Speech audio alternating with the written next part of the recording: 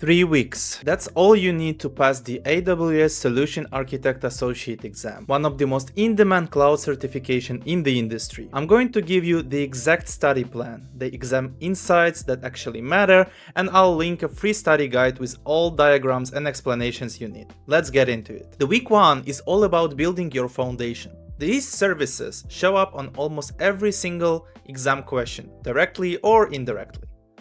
Start with the basics. Understand regions, availability zones, and edge locations.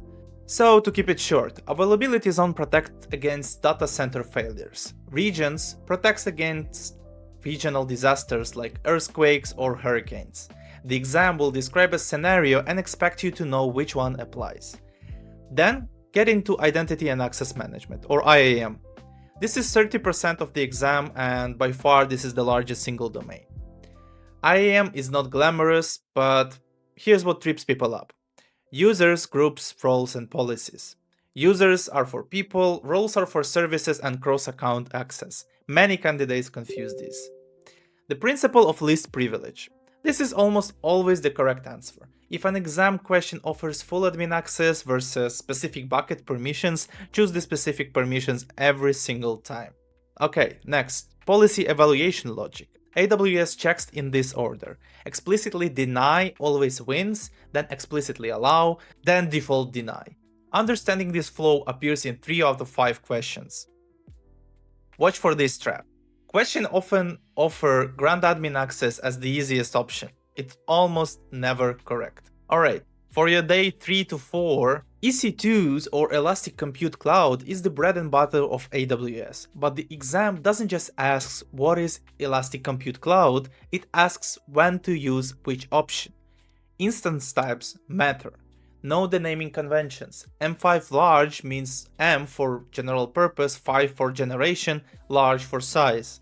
The exam gives scenarios like memory intensive workload and expects you to pick the R series, not T series.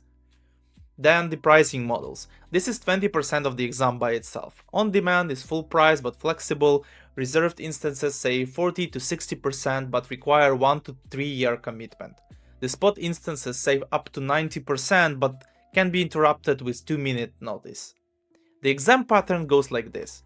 Cost-optimized architecture for predictable workloads equals reserved instances. Handle batch processing that can tolerate interruptions equals spot instances. Unknown traffic patterns equals on-demand with autoscaling. Speaking of autoscaling, when the question mentions handle traffic spikes or maintain high availability, the answer almost always involves autoscaling groups plus a load balancer. These two services work together constantly on the exam. Amazon Machine Images and Instance Store versus Elastic Block Store. Instance Store is temporary. Data is lost when the instance stops, Elastic Block Storage persists. If the question mentions data must survive instance termination, pick Elastic Block Storage. Get hands-on. Launch an instance, terminate it, do it again. It really helps. Day 5 to 6. Simple Storage Service or S3 seems simple, but the exam goes deep. This service alone can appear in 15 to 20 questions on its own. Storage classes matter. Standard for frequent access, intelligent tiering when you don't know the access pattern. It moves objects automatically. Infrequent access for data accessed less than once a month.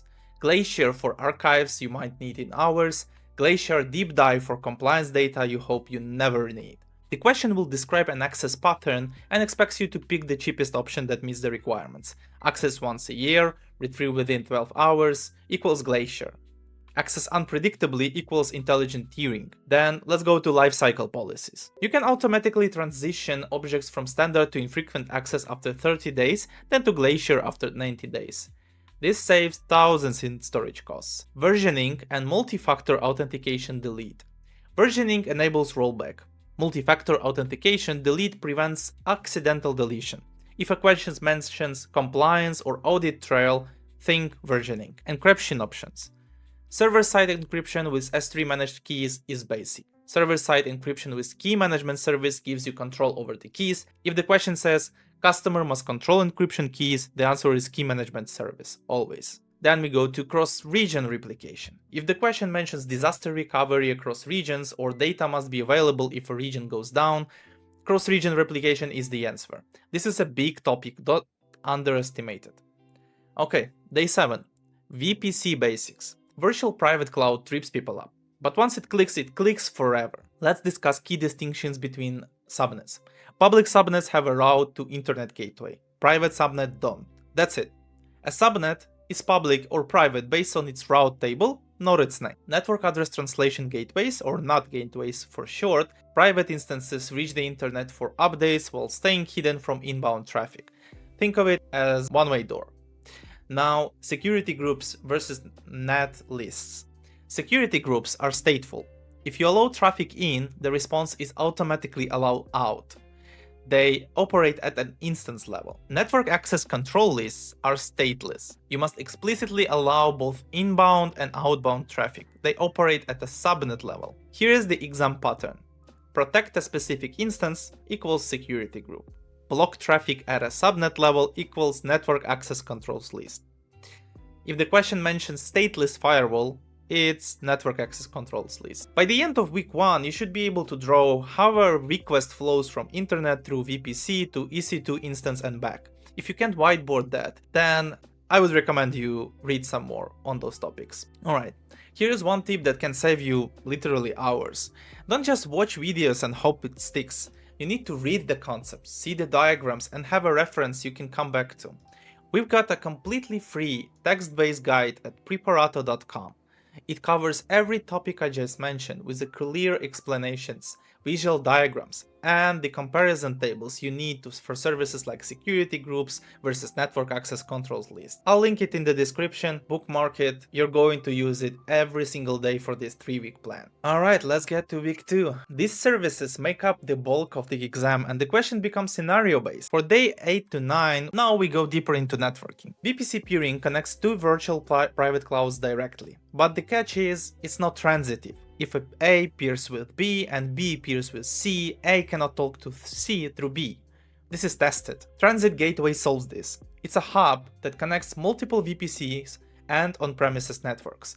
If a question mentions connect 10 VPCs with a minimal complexity, Transit Gateway is the answer. Virtual private network connections. Site-to-site virtual private network connects your office to AWS over encrypted internet. It's cheaper but slower. Direct Connect is a dedicated physical connections, faster and more consistent, but expensive and takes weeks to set up. Let's talk about the questions. Need connectivity quickly and cost effectively equals VPC. Need connectivity quickly and cost effectively equals virtual private network. Need consistent low latency connection for large data transfers equals Direct Connect. Virtual private cloud endpoints. Gateway endpoints are free and work with S3 and DynamoDB. Interface endpoints cost money, but work with most other AWS services. If the question says, access S3 without going over the internet, the answer is gateway endpoint. Networking questions are scenario heavy. They describe a company setup and ask you to pick the right solution. You need to know the use cases, not just the definitions. Now for days 10 to 11. AWS has a database for everything. The exam tests when to use each one. Alright, relational database service. This is managed MySQL, PostgreSQL, Oracle SQL Server. No multi-availability zone. It creates a synchronous standby in another zone. If the primary fails, automatic failover happens in 1 to 2 minutes. Read replicas are different. They are asynchronous copies for scaling read traffic. They can be in different regions, but failover is manual. The exam distinction. Need automatic failover for automatic availability equals multi-availability zone. Need to serve users in Europe faster equals read replica in that region. Aurora, AWS Cloud Native Database, 5 times faster than MySQL, auto-scaling storage up to 15 read replicas. It's more expensive but appears in 3 to 5 questions. Aurora Serverless scales to 0 when not in use. Great for unpredictable workloads. DynamoDB, NoSQL, key value and document. Scales infinitely, single-digit millisecond latency, but no complex joins, no transactions across items by default. So let's say they ask you, need complex SQL queries with joins.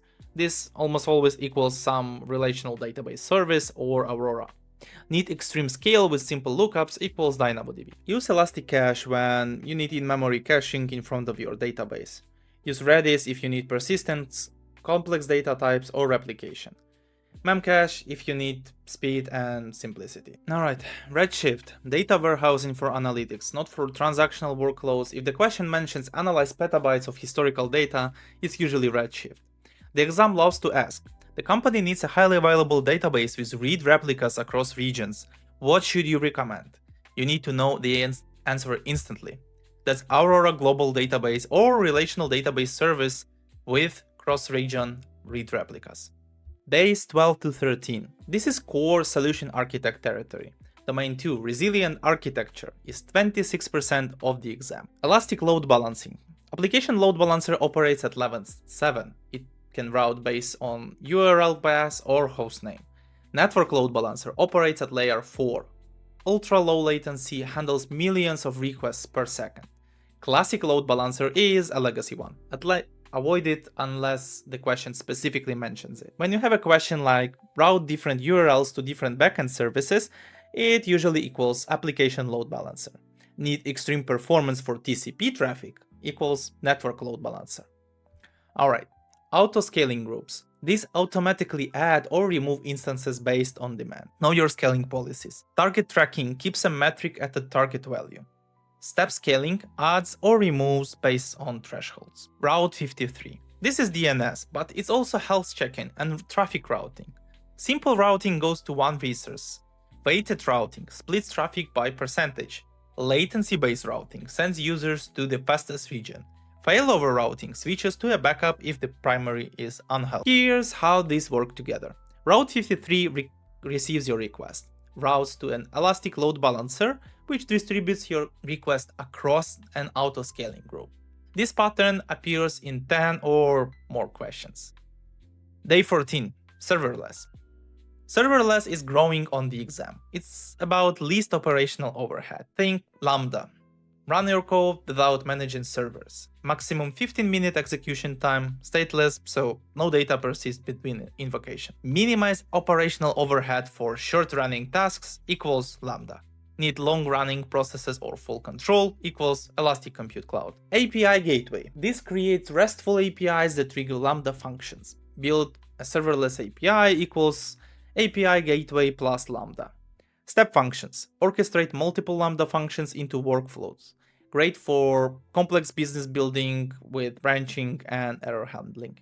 EventBridge routes events from AWS services or custom applications. React to changes across multiple services equals EventBridge. Know your integration patterns. If the company wants to process files uploaded to S3 automatically, that's a Lambda with a S3 trigger. Week 3, practice exam. Week 3 is where you prove you're ready. This week is all about practice exams and reviewing them correctly. Take a full-time practice exams. Simulate real exam conditions. 65 questions, 130 minutes, no breaks, no looking things up. Your first practice exam is a baseline. Don't expect to pass it. Most people score 50 to 60% on their first attempt. Your goal by day 17, score at least 75% consistently. If you're hitting 80% on practice tests, you will pass the real exam. If you're scoring below 70%, you have gaps. Identify them, go back to the study guide and fill them. Day 18-19. This is where most people fail their preparation. They check if they got an answer right and move on. Wrong approach. Read every explanation. Even for questions you got correct, you might have guessed right for the wrong reason. For every wrong answer, ask, why is the correct answer correct? Why is each wrong answer wrong? What concept am I missing? Would I get this right if the scenario changed slightly? One properly reviewed practice exam is worth 3 that you just score and forget. Use day 21, exam day. You've done your work. Trust your preparation. Read each exam question carefully.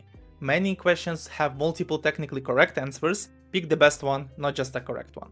Eliminate obviously wrong answers first. This improves your odds even if you're guessing. Flag questions you're unsure about and come back. Don't burn 5 minutes on one question. Don't change answers unless you have a clear reason. Your first instinct is usually right. You've got this. You cannot pass this exam without doing practice tests. The real exam is entirely scenario based. They'll give you a business situation and ask which combination of services should you use. If you only watched videos and read documentation, you will freeze on exam day. Practice tests are the only way to train your brain for how AWS actually asks questions. At Preporato.com, we've got AWS Certified Solution Architect Associate Practice Exam Bundle. Over 400 questions, all with detailed explanations. And what makes the difference? Full explanation for every single answer. Not just A is correct, but why A is correct. Why B was close but wrong. Why C is a common trap and why D doesn't fit this scenario. That's how you actually learn. Candidates who take 3 to 4 full-length practice tests score 15 to 20% higher than those who don't. That's the difference between passing and failing. If you're serious about passing in 3 weeks, this is the investment that gets you there. Link is in the description. Alright guys, thanks for watching this video. 21 days, 1 certification, you've got everything you need to make it happen. If this video helped, drop a like and subscribe for more certification guides. And I'll see you in the next one. Bye bye!